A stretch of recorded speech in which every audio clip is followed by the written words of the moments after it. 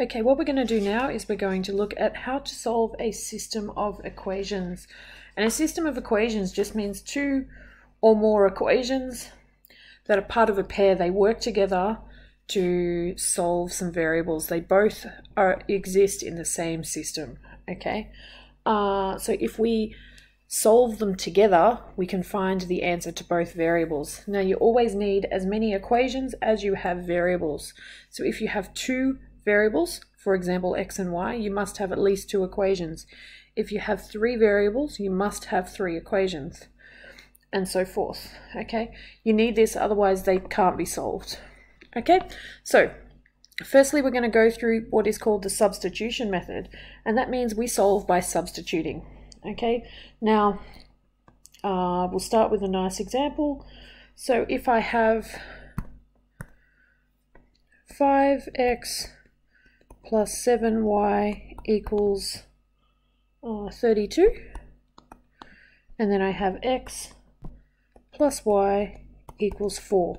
Okay, so these are our two equations, and if we solve these together, we will get an answer for x and y that fits both equations. Okay, so we will find x and y. All right, now, in order to do this, the first thing we need to do is we need to rearrange one of the equations so that it says either x equals, so we want it to either be x equals something or y equals something. Okay, so what we typically look for here is where one of the equations has either an x or y with a coefficient of 1. Okay, and in this example we have both x and y with a coefficient of 1, so it doesn't actually matter which one you choose. Either one will work for this one and will be nice and easy. Okay, if you can't do that, it's also fine. It just means you'll have to work with fractions, but we do try to avoid that if possible. Okay, so here we have x plus y equals 4, and I like to number these. So this is going to be equation 1, this is going to be equation 2. Okay, we are going to rearrange equation 2. So instead of having x plus y equals 4, we want it to either be x equals or y equals. I'm going to stick with y equals for this one, so let's minus x from the left, and that will get y by itself. And if we do it to the left, we must do it to the right.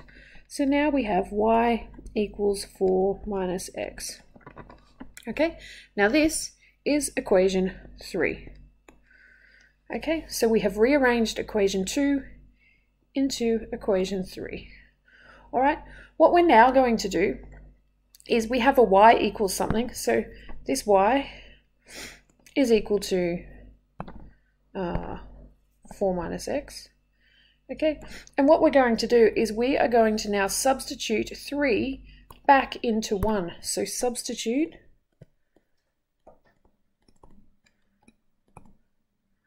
equation 3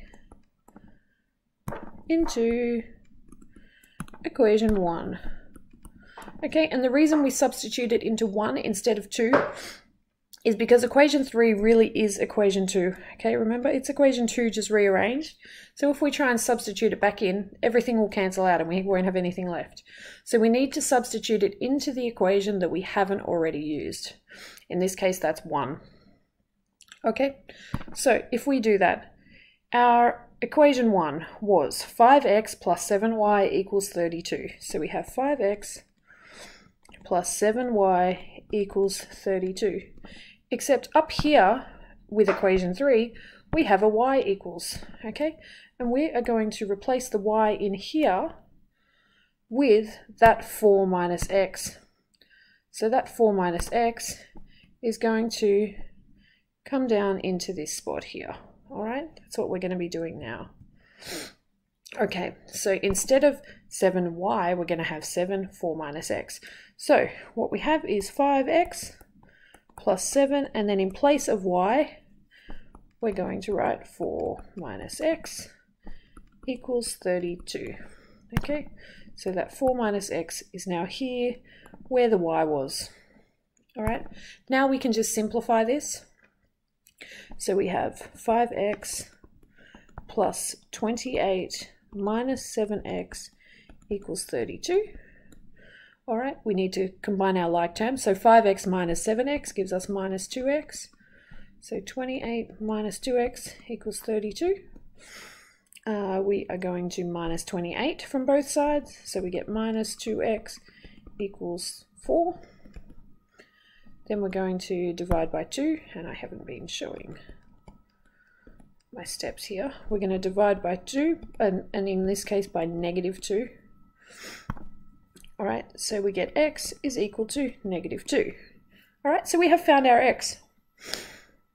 Now we're not quite finished, because a simultaneous equation, when we solve it, we are actually finding that intersection point of these two lines. So we have two lines with x and y's in them here. And when we solve a simultaneous equation, it's still finding that s, that intersection point, okay? And what we have found is the x. So what we still need to find is the y. Now, the easiest way to do this is to substitute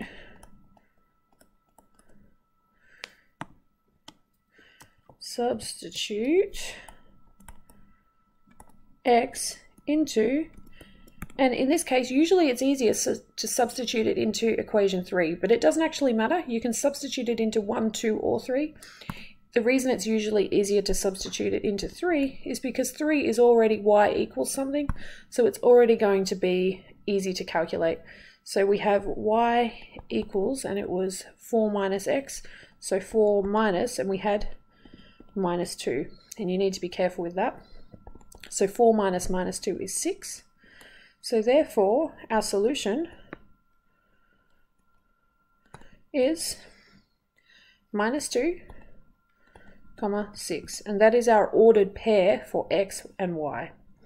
Alright, so this is what we call the substitution method, and the reason we call it that is because we substituted. So we isolated x or y, it doesn't matter which one. That's our first step. The second step was substitute this into the other equation.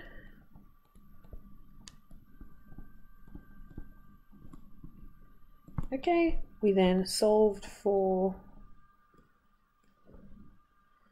and I'm going to write y or x, whatever variable we don't know, and then substitute back into an equation, doesn't matter which one, to find y. Okay, and that's it. Those are our steps that we need to take. Okay, and this is how we solve simultaneous equations. In the next video, I'm going to show you a different method. The different method is fine for linear equations. It doesn't always work when you get things like quadratics, but that's not something you'll be doing until next year. So for this year, you can also use the elimination method, which I'll teach you in the next video.